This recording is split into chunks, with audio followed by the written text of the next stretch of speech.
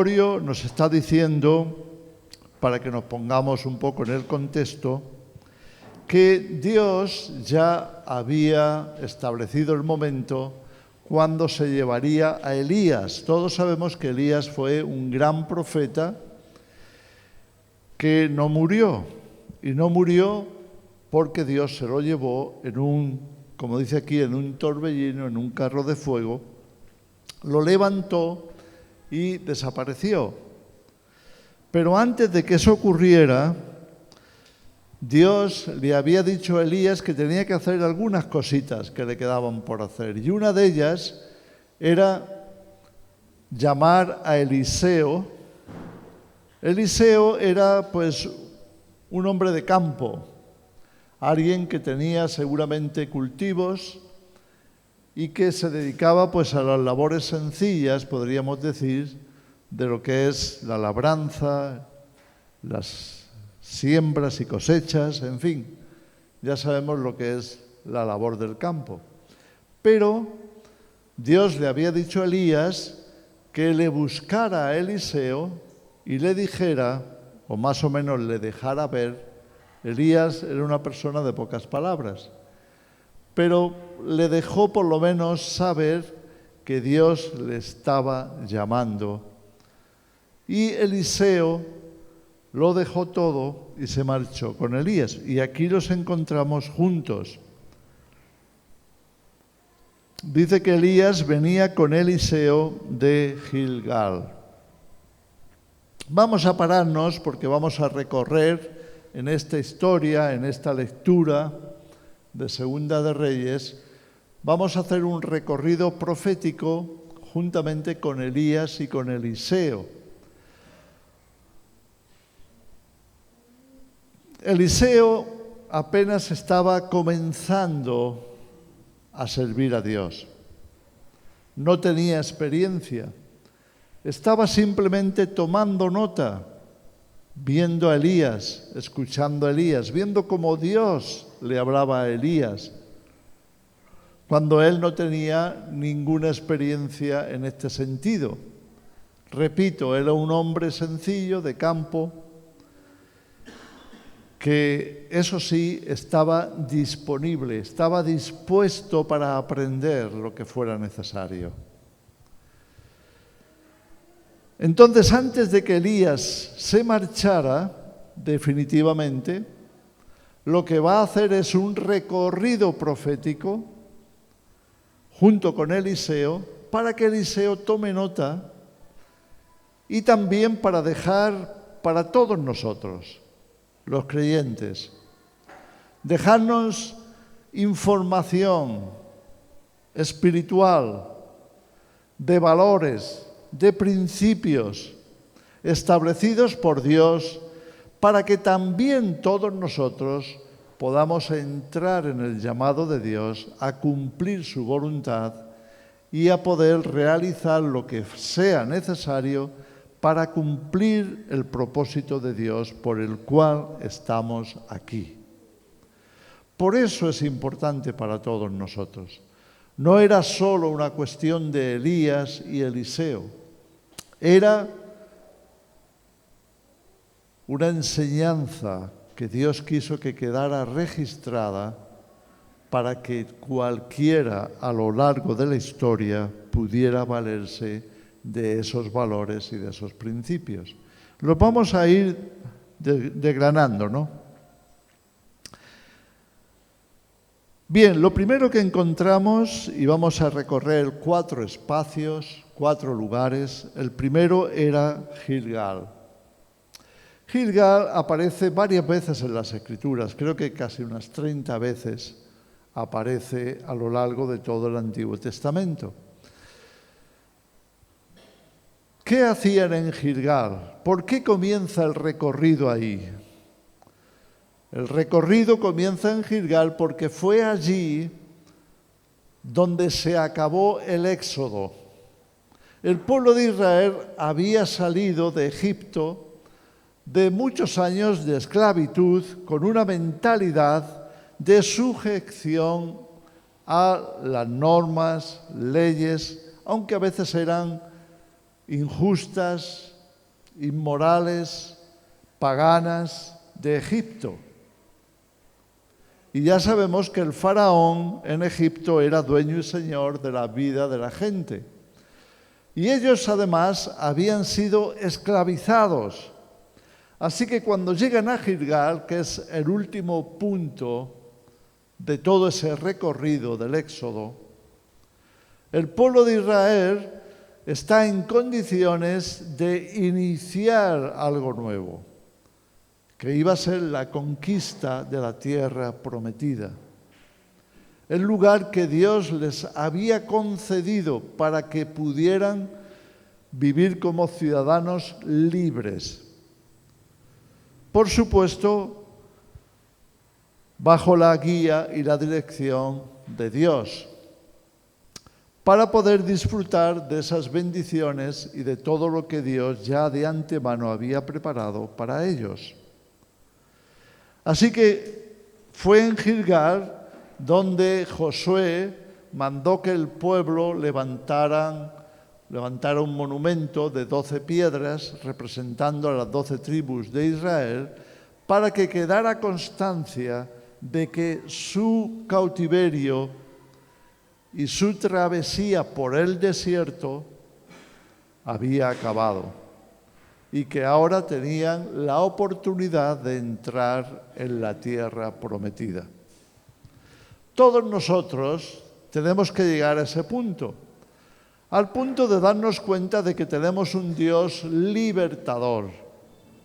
Tenemos un Dios que no está de acuerdo con nuestra esclavitud, con la esclavitud a la que el mundo nos somete. Dios no quiere nuestra esclavitud. Si Dios la permite, es porque Él tiene posteriormente mayores victorias para nuestra vida. El pueblo de Israel tuvo que llegar a Gilgal para levantar ese monumento de 12 piedras y que para las siguientes generaciones quedara constancia de que ahí se había acabado el cautiverio, todo el sufrimiento de Egipto, todo aquello que había sido dependencia del faraón, dependencia de sus leyes, dependencia de un mundo injusto. Cuando llegamos a ese punto y tenemos claro de que hay más, hay algo más allá de Egipto, hay algo más allá de la esclavitud, hay algo más allá de las cosas materiales, hay un sentido mucho más importante que todo lo que el mundo nos ha podido ofrecer hasta ahora. No importa si han sido posiciones o dinero o títulos, no importa. Lo que Dios tiene siempre será mayor, siempre será superior, siempre será más real y permanente. Bien, ¿qué ocurre? Que Elías venía con Eliseo, dice, y entonces Elías le va a decir a Eliseo: quédate ahora aquí, porque el Señor me ha enviado a Betel. Quédate aquí. ¿Sabes? Dios nunca nos va a empujar. Dios ve por dónde pasamos, de dónde salimos y a dónde partimos. Pero Dios va a respetar nuestra libertad. Elías tampoco va a tirar de Eliseo, no le va a arrastrar tras sí. Le va a dar la oportunidad de acompañarle, le va a dar la oportunidad de avanzar, pero nunca le va a forzar. Dios no te va a forzar. Dios tiene grandes cosas para ti. Y Él está dispuesto a caminar contigo. Si tú estás buscando, si tú estás sensible, si tú quieres lo mejor de Dios para tu vida, Él lo tiene para ti. Pero Él nunca te va a forzar. Es más, Elías le ofrece el quedarse. Has llegado hasta aquí, te puedes quedar aquí si quieres. Dios no te va a amar menos por eso. Algunos se quedan en el estadio de quedarse un poco como a la expectativa. ¿Qué tendrá Dios para mi vida? Pero no se atreven a avanzar. Se quedan a la espera. ¿Qué va a pasar? Pero pueden quedarse mucho tiempo así. Todos podemos quedarnos demasiado tiempo a la expectativa sin entender lo que Dios quiere de nosotros. Se podría quedar ahí. Hasta Elías se lo sugiere. Es el propio Elías quien le va a decir, quédate. Y es Eliseo el que tiene que dar una respuesta a eso. Porque la tendencia de la naturaleza humana es a quedarse. ¿Quedarse dónde? En el mínimo esfuerzo. Quedarse en el lugar cómodo. Quedarse en el lugar familiar. Quedarse en el lugar donde, bueno, ya hemos avanzado bastante, ¿verdad? Podemos quedarnos aquí. Quédate. Y Eliseo va a decir, vive Dios y vive tu alma, que no te dejaré.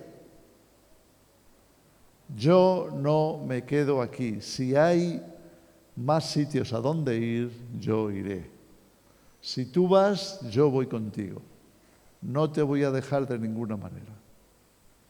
Es lo que Dios está esperando, es lo que el Señor espera de aquellos que sinceramente le buscan. No me voy a conformar con menos que todo lo que tú me tengas que ofrecer. No me voy a quedar, no me voy a acomodar. No me voy a justificar en que ya he llegado a un punto y ya puedo descansar. No. Estoy dispuesto a seguir avanzando. No importa. Podemos tener muchas excusas. Estoy cansado, este es un buen sitio, por lo menos no se está tan mal. Ya me he dado cuenta de qué va la vida. Ya sé que Dios existe. Ya sé que hay una vida eterna. En fin, podemos quedarnos ahí y no buscar más de Dios. ¿Era lo que Eliseo había escogido? No. Él dice, por Dios, por tu alma, que no te dejaré. Descendieron pues a Betel, y esta es la segunda parada, Betel. ¿Qué es Betel en la Escritura? ¿Qué representa? Betel fue el lugar donde Jacob, estando también de viaje, teniendo que salir de su casa a causa de Esaú, su hermano, porque le estaba persiguiendo, tenía que recorrer la distancia de algunos, más de 1000 kilómetros hasta donde vivía su tío Labán. Y entonces, cansado del camino, se echó a dormir sobre una piedra y soñó. ¿Y qué soñó? Soñó que había una escalera que subía hasta el cielo y que de esa escalera los ángeles estaban recorriéndola hacia arriba y hacia abajo, viendo que la gloria de Dios estaba allá arriba, al otro lado. Y cuando se despierta, dice, yo no sabía que estaba en un lugar así. Esto ciertamente es casa de Dios y puerta del cielo. Jacob se había dado cuenta de que Dios era real, que el Dios de Isaac, su padre, y el Dios de Abraham, su abuelo, quienes le habían hablado de ello, quienes le habían instruido de buscar al Señor, buscar a Dios, porque era real, porque era Él, Dios, quien les estaba conduciendo a lo largo de su recorrido, a lo largo de su carrera. Y en ese momento es cuando Jacob se da cuenta. De tal manera que va a hacer un acto de entrega, un pacto, una especie de estoy dispuesto, ya no quiero caminar más sin ti. Ya no quiero ir más por la vida sin Dios. Ahora le he encontrado. Y esto es lo que Él va a hacer, como leemos en Génesis. Él va a decirle, Señor, si tú, como el Dios de mis padres, me guardares en todo este trayecto que estoy haciendo, si me guardares para ir y para volver, si tú estás conmigo, yo te entregaré el diezmo de todo. ¿Qué forma de llegar a reconocer que va a depender de Dios? Que ya no va a depender de su propia inteligencia, de sus propias fuerzas, que ahora Dios va a estar con él, Dios le va a proveer, Dios le va a proteger, Dios va a ir con él en una dirección o en otra, Dios va a ser fiel. La forma en que Él lo expresa es, yo también voy a ser agradecido, voy a serte fiel. Así que Betel significa eso. Desde entonces Jacob le llamó a aquel lugar Betel, casa de Dios, puerta del cielo. Todos nosotros hemos estado en la casa de Dios, ¿verdad? Y de vez en cuando decimos que vamos a la casa de Dios. Todos nosotros, cuando entramos en la alabanza, estamos un poco expectantes de que se abra el cielo y de que los ángeles desciendan y entremos en una atmósfera celestial, que es lo que experimentó Jacob.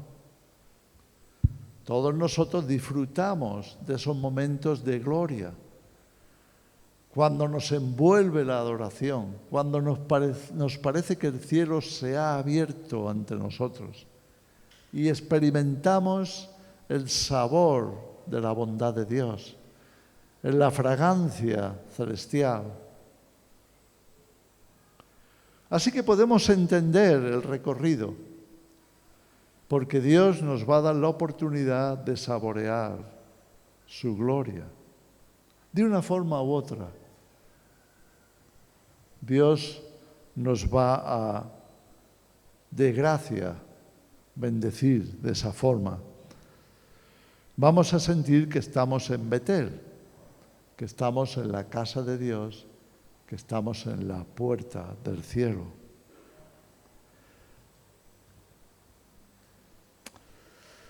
Así que Elías le dice, quédate aquí porque el Señor me ha enviado a Betel. Y Eliseo dijo, vive el Señor y vive su alma, que no te dejaré. Descendieron pues a Betel. Eliseo no se iba a quedar ahí. Pero todos estamos tentados a quedarnos ahí. ¿Qué mejor que estar en la casa de Dios, en la puerta del cielo?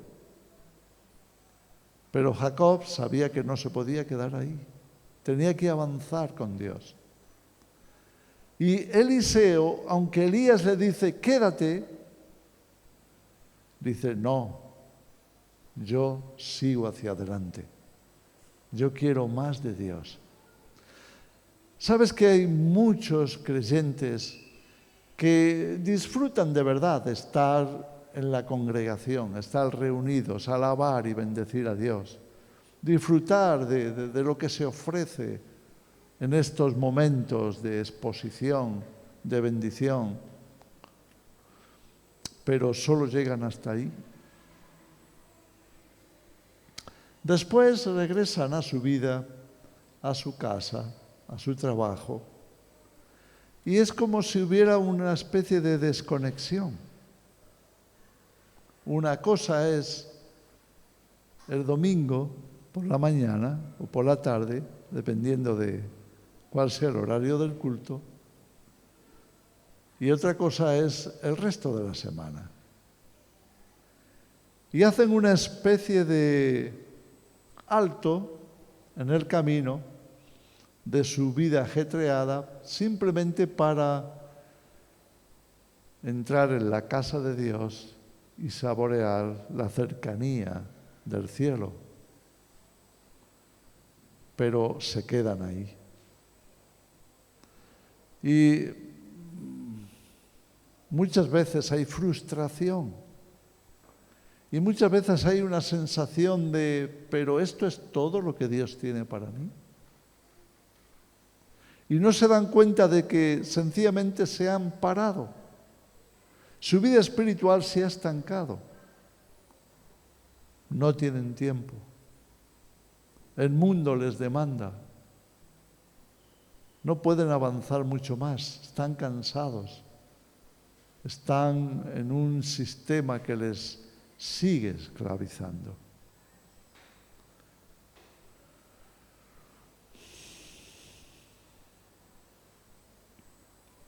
Ahora va a ocurrir algo muy interesante. Dice que saliendo a Eliseo los hijos de los profetas que estaban en Betel, le dijeron, ¿sabes que el Señor te quitará hoy a tu Señor de sobre ti? Y él dijo, sí, yo lo sé, callad. Sí, llega un momento en el que Dios comienza a revelarse más a nuestra vida. Y estos profetas vienen a decirle a Eliseo, ¿sabes lo que está pasando? ¿Sabes que este es tu último viaje con Elías? ¿Sabes que Dios va a hacer algo poderoso? Y él dice, sí. Entonces Elías le volvió a decir, Eliseo, quédate aquí ahora porque el Señor me ha enviado a Jericó. La oferta sigue ahí, quédate, estás bien aquí. Y Eliseo en cada paso tiene que tomar una decisión. ¿Me quedo aquí hasta donde he llegado o sigo avanzando con Dios? ¿Es esto todo lo que Dios tiene para mí o tiene más? ¿Qué voy a hacer? Y toma la decisión. ¿Cuál sería? Vive Dios y vive tu alma que no te dejaré. Vinieron pues a Jericó. ¿Qué es Jericó? ¿Qué es para nosotros Jericó? ¿Qué ocurrió en Jericó? Después de entrar en la tierra, después de pasar Gilgal, el pueblo entró en Jericó. ¿Pero cómo entró en Jericó? Entró para conquistarlo no por sus propias fuerzas, sino por su fe, confianza y obediencia en Dios. Dios les mostró al pueblo hebreo en Jericó que la victoria era de Él, no de ellos. La victoria era para ellos, pero era Dios quien iba a ir por delante y quien iba a guiar, indicar el camino para que siguieran conquistando la tierra prometida. Así que Jericó representa, por una parte, batalla, pero sobre todo, victoria. Dios tiene tremendas victorias, porque tenemos que seguir conquistando áreas de nuestra vida. Tenemos que seguir arrebatándole al enemigo aquello que el enemigo llegó a secuestrar para detenernos y que no pudiéramos avanzar, no pudiéramos cumplir todo el propósito de Dios por el cual estamos aquí. Así que la oferta sigue, pero te puedes quedar aquí. Mira qué victoria te ha dado el Señor. Mira qué victoria. Ya has salido de Egipto, ya en tu corazón te has dado cuenta de que eres del reino de Dios y además estás saboreando las mieles de su presencia. Ya tienes bastante, quédate aquí, pero no. Hay mayores victorias que nos esperan. Hay que ir a Jericó, hay que estar en disposición de luchar, hay que mantener una actitud militante, porque hay mucho por conquistar, hay mucho por hacer. Dios tiene mayores obras, Dios tiene algo más grande para ti.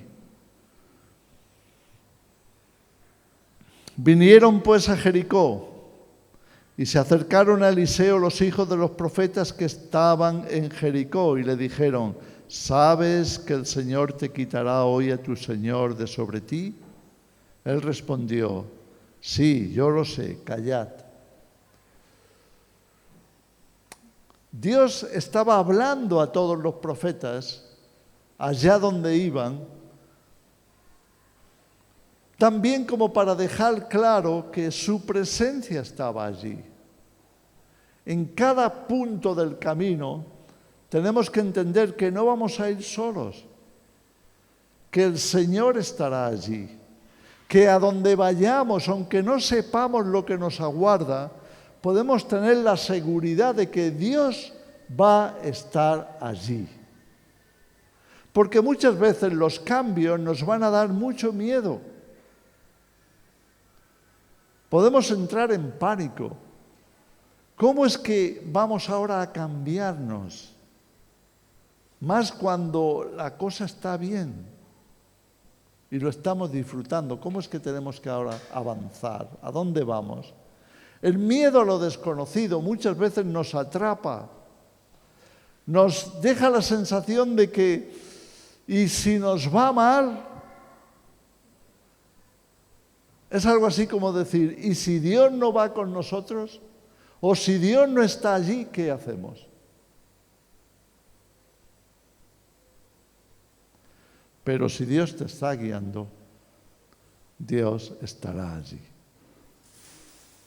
Y si Dios te ha bendecido aquí, te puede bendecir perfectamente allí.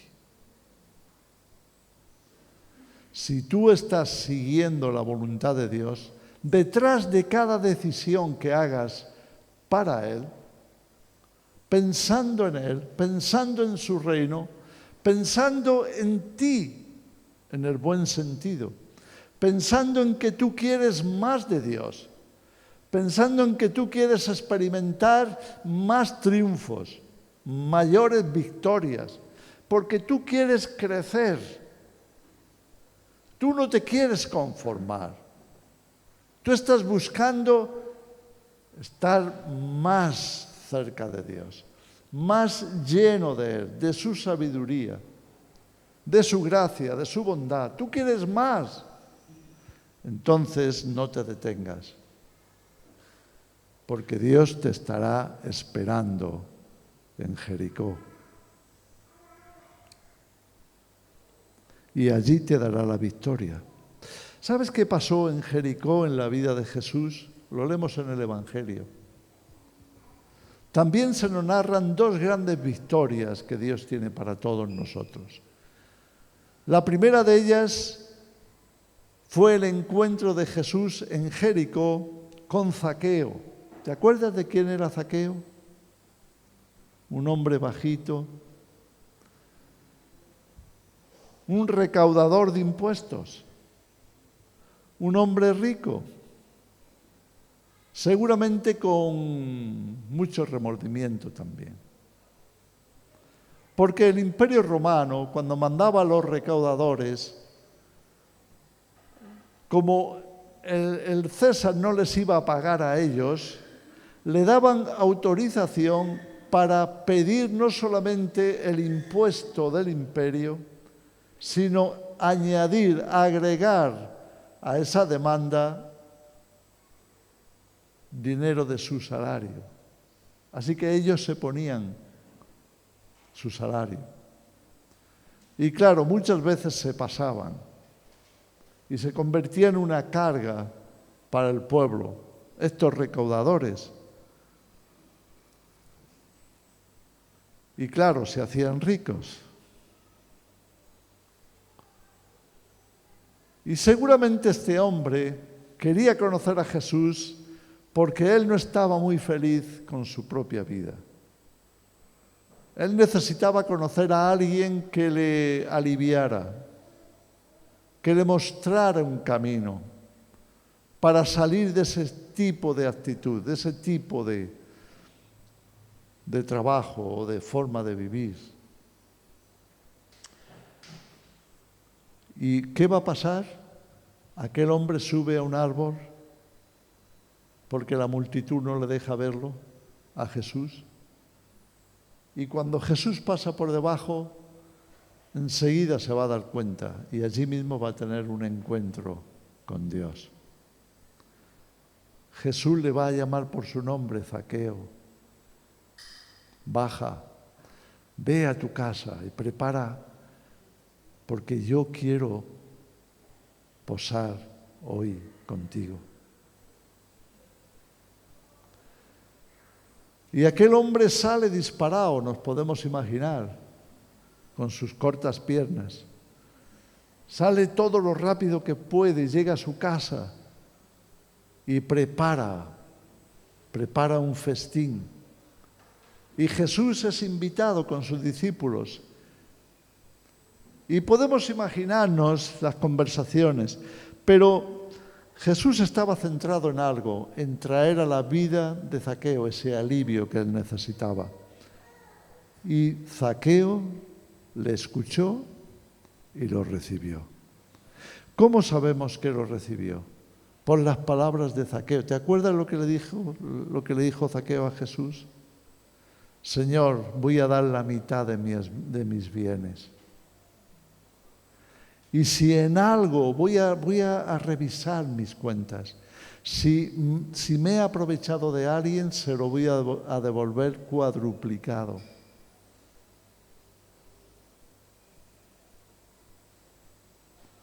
Y recuerdan lo que le dijo Jesús. Hoy ha llegado la salvación a esta casa. ¡Qué gran victoria fue para Zaqueo!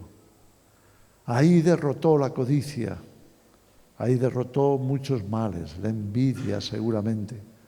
Ahí derrotó esa avaricia profunda que era la dependencia del dinero, de aquella recaudación que muchas veces era injusta. Todo ese peso se le cayó. Escuchó a Jesús, buscó a Jesús, le invitó a su casa, Jesús entró y con él entró la salvación. Pero hay otro pasaje más en el Evangelio acerca de Jericó y Jesús. Los ciegos. Los ciegos vinieron clamándole a Jesús que les ayudara. Hijo de David, ten misericordia de mí. Y allí Jesús iba a abrir sus ojos. ¿Te imaginas qué victoria más grande? de tener que estar mendigando y viviendo en tinieblas a recibir la vista? Hay pocas victorias que se puedan comparar con eso. Dios nos ha abierto los ojos. Y si aún no vemos con mucha claridad, no nos conformemos. Sigamos pidiéndole que abra nuestra vista para ver lo que Dios ve, para ver lo que Dios quiere hacer, para ver en el Espíritu, para ver de qué va la vida, para ver con mayor profundidad. Eso era Jericó.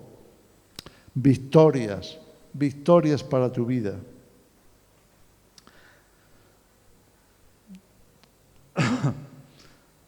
Y Elías le dijo, te ruego, está hablando con Eliseo, te ruego que te quedes aquí. ¿Sabes? Cuando decidimos, venga, ya me quedo aquí, Dios no nos va a amar menos por eso. Quizá estemos cansados, quizá ya tengamos bastante porque no buscábamos más. Y digamos, aquí me quedo, ya tengo unas cuantas buenas victorias para mi vida. Y él dijo, de ninguna manera, de manera que se fueron juntos. Y otra vez vinieron los profetas a confirmarlo. Tomando entonces Elías su manto, me he saltado un lugar. Vamos al versículo 6. El 7. No. Sí, el 6. Y Elías le dijo, te ruego que te quedes aquí porque el Señor me ha enviado al Jordán. Este es el último lugar. El Jordán. ¿Y por qué el Jordán? ¿Qué representaba el Jordán? ¿Sabes que el río Jordán es un río pequeño? Que no tiene mucha agua. Es un río humilde. Es el río de Israel. Y es el río que hace la separación entre la tierra prometida y fuera de ella. Así que el Jordán representa que ya has dejado al mundo atrás, que ya has avanzado a la plenitud de Dios. El Jordán representa muchas cosas, porque allí fue donde Jesús se bautizó por Juan el Bautista, ¿te acuerdas? Y donde el Espíritu se derramó y descendió al Señor como paloma. Y fue allí, en ese momento, donde Jesús daría inicio a su vida pública. Fue allí donde Jesús comenzaría a llamar a sus discípulos, porque Juan se los estaba presentando. A Andrés, el hermano de Pedro, fue Juan mismo el que en el Jordán le presentó a Jesús. Fue él, Andrés, quien iría a su casa, que estaba en Galilea, para decirle a su hermano, hemos encontrado al Mesías. Es ese encuentro con el Mesías. Eso está representado en el Jordán. Es el encuentro de que la salvación ha llegado, la plenitud de Dios ha venido y estamos llamados a alcanzar lo máximo que pudiéramos aspirar. Ahora somos hijos de Dios. Ahora somos discípulos del Maestro. Ahora somos un pueblo santo, reyes y sacerdotes para Dios. Ahora estamos en la plenitud del que todo lo llena en todo. Lo tenemos aquí. Ahora podemos servirle con todo nuestro corazón, sabiendo que todo lo que hagamos para su gloria será todo lo demás, será una conquista, será como entrar en el cielo, será encontrarse con Dios, será recibir más de su bendición, más de su gracia. ¿Sabes que hay una cosa muy curiosa con el Jordán? El Jordán nace en Hermón, el monte Hermón. Es una montaña alta que casi siempre tiene nieve arriba. Y entonces esas nieves se van destilando y comienzan a nutrir al Jordán. El agua del Jordán viene de las nieves del monte Hermón. Y va descendiendo ese agua hasta llegar al mar de Galilea. Y cuando llega al mar de Galilea, hace que todo aquello se llene de vida. Si alguna vez has estado en el mar de Galilea y has sido suficientemente curioso como para ver qué tipo de pez hay allí, verás que hay muchísima pesca. Y no solo muchísima, sino que hay enormes peces. Y es un lago. Y es de agua dulce. Pero está lleno de vida. Es porque el agua del Jordán, que nutre aquello, trae la vida de arriba del monte Hermón y la transmite a aquella tierra y hace que florezca. Porque por aquella agua, aquella especie de desierto cobra vida. Y el agua sale. El mismo Jordán continúa, entra por una parte en el lago y luego continúa saliendo hasta llegar al mar muerto.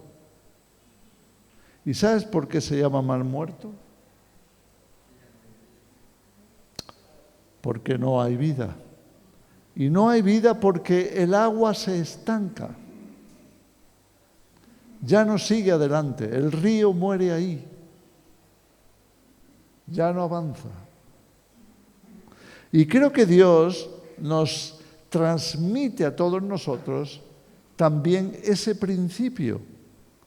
El principio de que la vida seguirá fluyendo mientras nosotros sigamos invirtiéndola.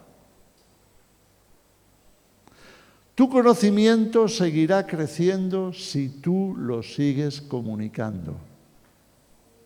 Tus habilidades seguirán hacia la perfección mientras tú las mantengas activas para bendecir a otros, para seguir dando, para seguir transmitiendo.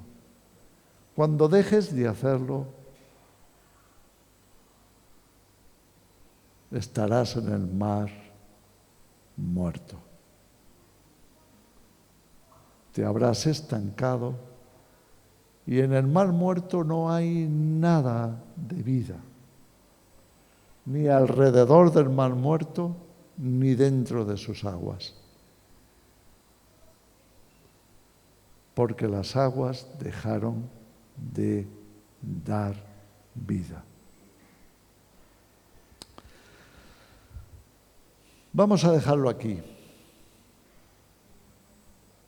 Lo que va a pasar a continuación, de una forma muy breve y que iba a suponer seguramente una de las mayores victorias en la vida de Eliseo, es que cuando llegan al Jordán, Elías toma su manto y lo dobla y golpea con el manto las aguas del Jordán. Y las aguas del Jordán se detienen, se quedan detenidas en un punto para que ellos pudieran pasar por lo seco. Y Eliseo ve esto y piensa, aquí sin duda está Dios. Entonces Elías le va a decir, antes de que Dios me lleve, ¿qué quieres? ¿Qué tienes en tu corazón? ¿Qué deseas? Y Eliseo ha aprendido la lección. Se ha dado cuenta de que hay tanto de Dios allí que no se va a conformar ni siquiera con lo que tenía Elías. Y va a decirle, quiero el doble de tu unción.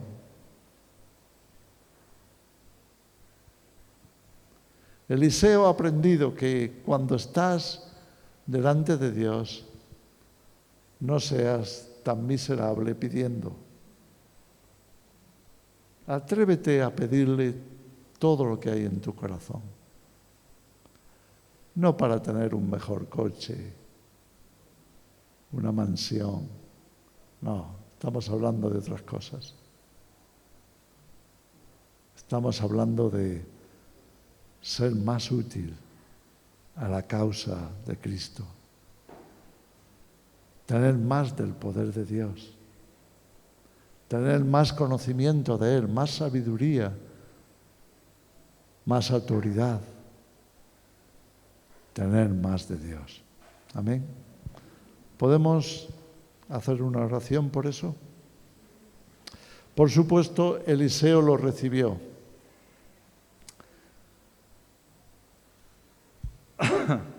Señor, te damos las gracias porque tu palabra es viva y eficaz y porque a través de ella encontramos todo lo que necesitamos para seguir adelante, para recibir de ti, para crecer y fortalecernos en ti.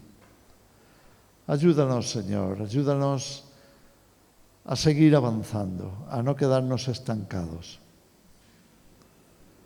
Ayúdanos a estar atentos a ti, Señor, a lo que tú haces, a lo que tú revelas, a lo que tú estás tratando de mostrar. No permitas que nos detengamos hasta el punto de perder lo que ya habíamos recibido.